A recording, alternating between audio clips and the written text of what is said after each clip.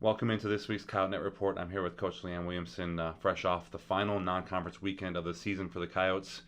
A 3-0 win over Northern Illinois and a tough 3-1 win over Bradley in a match played at Bradley. Two matches in one day where obviously Bradley, the second match, was playing their first match today. How did you like how the team was able to finish out the day? You know, it's something that we actually never even talked about.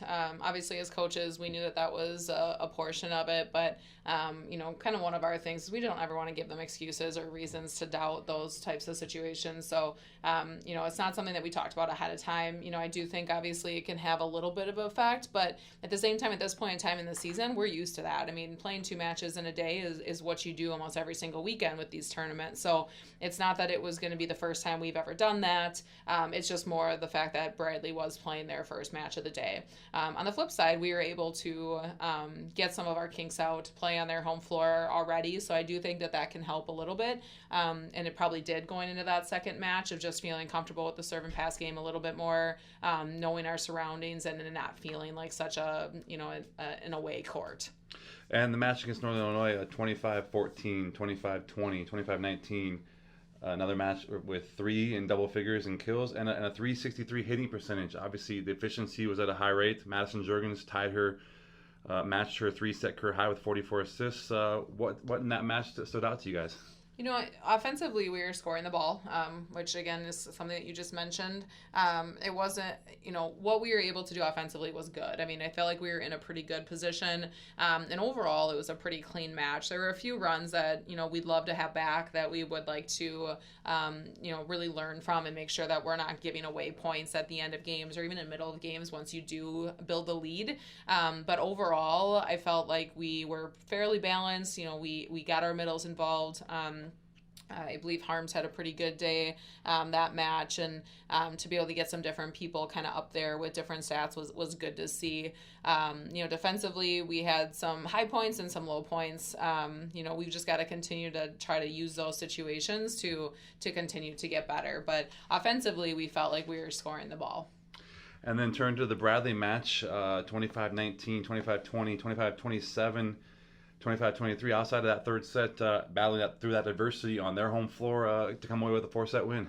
Yeah, the first two sets we felt like we, for the most part, took care of the ball. One, obviously, both of them that we felt like we should. The third set is kind of where we felt like we kind of lost our focus to a point. Our effort was still there. We were still trying to do things. We just weren't necessarily as in tune with some of the things that needed to happen. So we gave away a lead, which we've done now, 2 major ones this year. And that's something that we've got to get better at, especially when you are playing somebody on their home floor. Once Bradley was able to make that run at the end of the third set and pull out that win, it changed the flow of the match. All of a sudden you've got their team feeling a lot more confident, a lot more comfortable playing on their court, knowing that they could beat us in a game.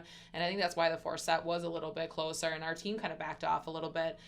So again, good things for us to learn from. I was happy that we were able to pull it out at the end. We made a couple of key plays at the end of the fourth set, which were huge for us. I think going into conference now, these last 4 weekends have taught us a lot. I think it's taught us that we are a very good team. We have the ability to beat a lot of people. We have ability to be very physical, which we haven't done in the past. And at the same time, we don't want to rely on being good. We got to continue to find ways to continue to get better, to push ourselves and those around us to make sure that we are becoming better every week. Because going into conference now, that 11-1 record doesn't mean anything. We're 0-0 again. We've got to make sure that we have learned from these last 4 weekends, the good, the bad, the ugly, and make sure that we are making those changes going into this next part of the season. And again, that match against Bradley, Elizabeth Lotion with 21 kills, Sammy Slaughter 16, Elizabeth Junkie 16, so 3 in double figures, and then defensively 4 in double figures from the dig side, led by senior Ann Rasmussen with 29. A couple of seniors there, Elizabeth Lotion, Ann Rasmussen. Elizabeth was named MVP, Ann was on the alternative team. Obviously, big key for your leadership to see those seniors perform well.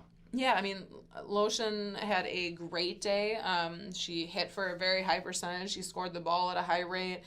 She did not make many errors, which was really good to see her have that type of a match. And we knew that she could use the matchup that we had and allow her to score a lot of points, and I felt like she did just that. Annie, she had a ton of digs, especially in the Bradley match, and kept us in a lot of plays. And those two being seniors, it was good to see them step up in a little bit of in adversity and find a way to lead our team through that and eventually into a win. So, both of them, I think, were very deserving of those two recognitions, and I hope it helps them, have some more confidence going into this conference. But again, we did play better defense. Even on the weekend, we averaged over 20 digs per set, which was good to see as a team, and yet we were still blocking the ball at a high rate. We were still at almost 2.5 blocks per set. So there was just a lot more defensive rallies going on. I thought Bradley did a really good job of playing defense.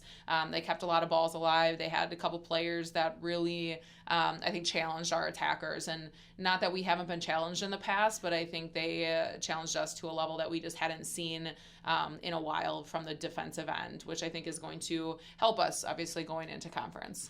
Moving on to conference play, Oral Roberts comes in on Friday to the Sanford Coyote Sports Center, and then North Dakota on Sunday. What will fans see from those two matches this weekend? Well, I mean, the fun part about conference is, especially right now, is everybody is 0-0. So people that maybe did not have as good of a preseason as they would have liked have a chance to restart, and people that have had a lot of success, they have to reset. They can't just rely on what they've done in the past. So conference matches are always going to be tough. You've got to show up every night. We feel like we're in a good spot, and yet everybody's going to be gunning for us. In a way, we've got a target on our back, and we're excited about that. That means that we're doing our job right now, and we're making sure that we are having the success that we want, but we can't rely on that. So two strong teams that are going to challenge. North Dakota's won a good amount of matches up until this point, and then Oral Roberts has had some key wins, and they've played some really good teams too. I mean, they just came off of playing Minnesota and Clemson in the last weekend, so both of them, I think, are going to provide different challenges for us, but both teams that we feel like we can match up well against. And in the end, we got to play our game. We've got to make sure that we're taking care of our side of the ball. That serve and pass game is going to be huge, so I'm glad we're going to be home to start conference. Hopefully feel a little bit more comfortable in our home gym.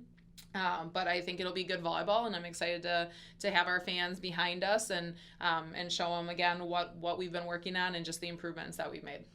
All right, and you've been listening to this week's Coyote Net Report with Coach Leanne Williamson.